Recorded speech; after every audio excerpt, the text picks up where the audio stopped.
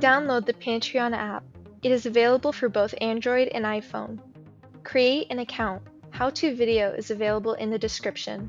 Unbox PantryOn device and place it on a flat surface within Wi-Fi range.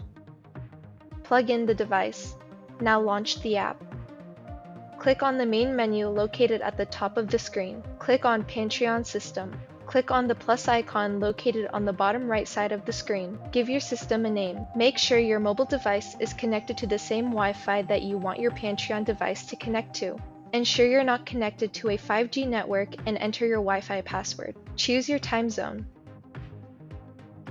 Confirm your details. Click the manual way. Minimize your app and go to the network settings on your mobile device. Press and hold the reset button on the PantryOn device for 8 seconds. After holding the reset button for 8 seconds, a network named PantryOn Hub will appear. Choose that network.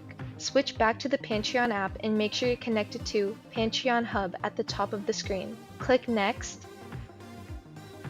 Close your app and relaunch. Your system will be ready for use in a minute or two.